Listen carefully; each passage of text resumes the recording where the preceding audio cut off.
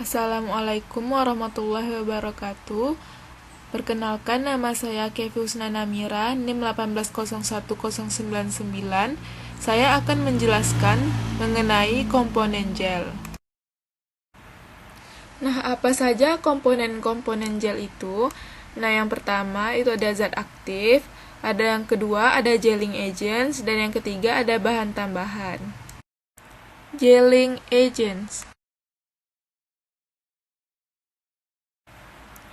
A. Polimer atau gel organik. Yang pertama yaitu gom alam. 1. Natrium alginat. Natrium alginat 1-2% digunakan sebagai lubrikan, 5-10% digunakan sebagai pembawa. Garam kalsium dapat ditambahkan untuk meningkatkan viskositas dan kebanyakan formulasi mengandung gliserol sebagai pendispersi. Tersedia dalam beberapa grade sesuai dengan viskositas yang terstandardisasi yang merupakan kelebihan natrium alginat dibandingkan dengan teragakan. Inkompatibel dengan derivat akridin, kristal violet, fenil merkuri asetat dan nitrat, garam kalsium, logam berat dan etanol dengan konsentrasi lebih dari 5%. Natrium alginat pada pH 4-10, sedangkan pada pH 10 viskositas menurun. 2. Karagenan merupakan ekstrak dari tanaman Chondrus crispus atau Gigartina mammillaria Euchema spinosum. Fraksi kappa dan iota membentuk gel yang reversibel terhadap pengaruh panas. Semua karagenan adalah anionik. Gel kappa yang cenderung getas merupakan gel yang terkuat dengan keberadaan ion K. Gel iota bersifat elastis dan tetap jernih dengan keberadaan ion K. Konsentrasi karagenan yang digunakan 0,3-1%, inkompatibel dengan material kationik. 3. Tragakan. Menurut NF, didefinisikan sebagai ekstrak gom kering dari Astragalus gummifer labillardi atau spesies Asia dari Astragalus. Digunakan sebanyak 5% sebagai gelling agent. Tragakan kurang begitu populer karena mempunyai viskositas yang bervariasi. Viskositas akan menurun dengan cepat di luar range pH 4,5-7 rentan terhadap degradasi oleh mikroba. Selain itu, pada pH 7 dapat menurunkan efikasi benzalkonium klorida, klorobutanol, metilparaben, fenol, dan fenil merkuri asetat. Viskositas juga dapat menurun dengan penambahan alkali atau NaCl. Formula mengandung alkohol dan atau gliserol dan atau volatile oil untuk mendispersikan gum dan mencegah pengentalan ketika penambahan air. Kompatibel dengan garam konsentrasi tinggi, suspending agent sintetik. 4. Pektin. Polisakarida yang diekstrak dari kulit sebelah dalam buah sitrus yang banyak digunakan dalam makanan. Merupakan gelling agent untuk produk yang bersifat asam dan digunakan bersama gliserol sebagai pendispersi dan humektan. Gel yang dihasilkan harus disimpan dalam wadah yang tertutup rapat karena air dapat menguap secara cepat sehingga meningkatkan kemungkinan terjadinya proses sineresis. Gel terbentuk pada pH asam dalam larutan air yang mengandung kalsium, ada kemungkinan zat lain yang berfungsi menghidrasi gum. Yang B yaitu derivat selulosa. Sifat fisik dari selulosa ditentukan oleh jenis dan gugus substitusi. HPMC merupakan derivat selulosa yang sering digunakan. Derivat selulosa rentan terhadap degradasi enzimatik sehingga harus dicegah adanya kontak dengan sumber selulosa. Sterilisasi sediaan atau penambahan pengawet dapat mencegah penurunan viskositas yang diakibatkan oleh depolimerisasi oleh enzim yang dihasilkan dari mikroorganisme, misalnya MC, NaCMC, HEC, dan HPEC. Sering digunakan karena menghasilkan gel yang bersifat netral, viskositas stabil, resisten terhadap pertumbuhan mikroba, gel yang jernih, dan menghasilkan film yang kuat pada kulit ketika kering, misalnya MC, NaCMC, dan HPMC.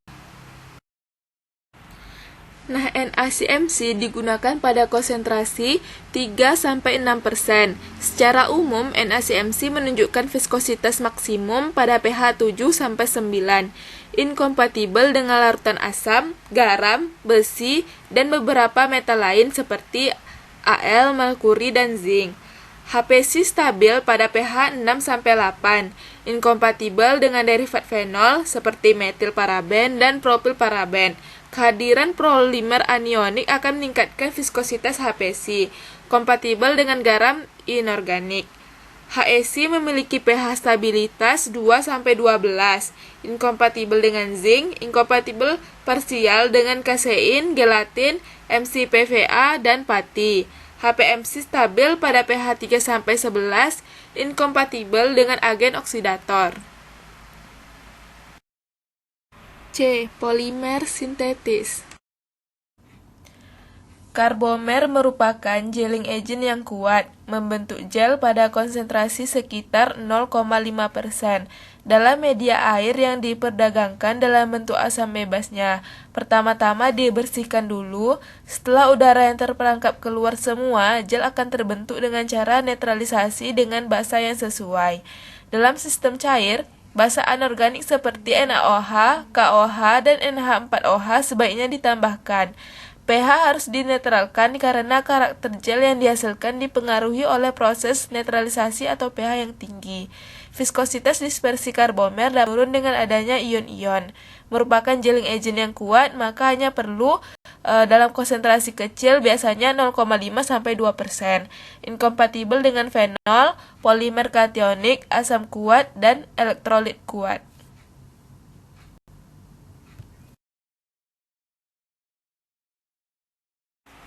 B. Polyethylene atau gelling oil. Digunakan dalam gel hidrofobik liquid akan dihasilkan gel yang lembut, mudah tersebar, dan membentuk lapisan atau film yang tahan air pada permukaan kulit. Untuk membentuk gel, polimer harus didispersikan dalam minyak pada suhu tinggi, yaitu di atas 80 derajat Celcius. Kemudian langsung didinginkan dengan cepat untuk mengendapkan kristal yang merupakan pembentukan matriks. C. Koloid padat terdispersi. Mikrokristalin selulosa dapat berfungsi sebagai gelin dengan cara pembentukan jaringan karena gaya tarik-menarik antar partikel seperti ikatan hidrogen. Konsentrasi rendah dibutuhkan untuk cairan nonpolar. Nah, untuk cairan polar diperlukan konsentrasi yang lebih besar untuk membentuk gel karena adanya kompetisi dengan medium yang melemahkan interaksi antar partikel tersebut. D. Surfaktan. Gel yang jernih dapat dihasilkan oleh kombinasi antara minyak mineral, air, dan konsentrasi yang tinggi 20-40% dari surfaktan anionik. Kombinasi tersebut membentuk mikroemulsi. Karakteristik gel yang terbentuk dapat bervariasi dengan cara mengadjust proporsi dan konsentrasi dari komposisinya. Bentuk komersial yang paling banyak untuk jenis gel ini adalah produk pembersih rambut. E. Gelens lain. Banyak wax yang digunakan sebagai gelens untuk media nonpolar seperti beeswax, carnauba wax, cetyl ester wax. F. Polyvinyl alkohol. PVA digunakan dalam emulsi pada konsentrasi 0,5%, inkompatibel pada konsentrasi tinggi dengan garam inorganik, terutama sulfat dan fosfat, untuk membuat gel yang dapat mengering secara cepat. Film yang terbentuk sangat kuat dan plastis, sehingga memberikan kontak yang baik antara obat dan kulit. Tersedia dalam beberapa grade yang berbeda dalam viskositas dan angka penyabunan. G. Glaze atau gel anorganik. Digunakan sebanyak 7-20% sebagai basis, mempunyai pH 9 sehingga tidak cocok digunakan pada kulit. Viskositas dapat menurun dengan adanya basa. Magnesium oksida sering ditambahkan, gunanya untuk meningkatkan viskositas. Bentonit harus disterilkan terlebih dahulu untuk penggunaan pada luka terbuka. Bentonit dapat digunakan pada konsentrasi 5-20%, contohnya bentonit, vigam, dan laponit. Bahan tambahan.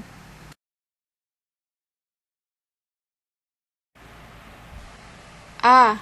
Pengawet. Meskipun beberapa basis gel resisten terhadap mikroba, tapi semua gel mengandung banyak air sehingga gel butuh pengawet sebagai antimikroba. Dalam pemilihan pengawet harus diperhatikan inkompatibilitasnya dengan gelling agent.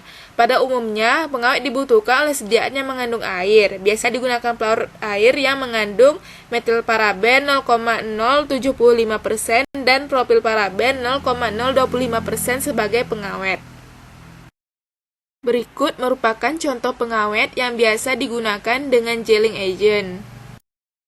Yang pertama, teragakan metilhidroksibenzoat 0,2% W/V dengan propilhidroksibenzoat 0,05% W/V. Yang kedua yaitu natrium alginat, metilhidroksibenzoat 0,1 sampai 0,2% W/V atau klorokresol 0,1% W/V atau asam benzoat 0,2% W/V. Yang ketiga yaitu pektin, asam benzoat 0,2% W/V atau metilhidroksibenzoat 0,12% W/V atau klorokresol 0,1 sampai 0,2% W/V. Yang kelima yaitu stratgliserin, metilhidroksibenzoat 0,1 sampai 0,2% W/V atau asam benzoat 0,2% W/V. Yang kelima yaitu MC, fenilmerkuri nitrat 0,001% W/V atau benzalkonium klorida 0,02% W/V. Yang keenam yaitu natrium CMC, metilhidroksibenzoat 0,2% W/V dengan propilhidroksibenzoat 0,02% W/V. Dan yang ketujuh yaitu polifenol alkohol klorhexidin asetat 0,02% W/V. B. Penambahan bahan higroskopis bertujuan untuk mencegah kehilangan air, contohnya gliserol, propilenglikol, dan sorbitol dengan konsentrasi 10-20%. C. Chelating agent bertujuan untuk mencegah basis dan zat yang sensitif terhadap logam berat, contohnya EDTA. Baiklah, sekian presentasi dari saya. Saya ucapkan terima kasih. Assalamualaikum warahmatullahi wabarakatuh.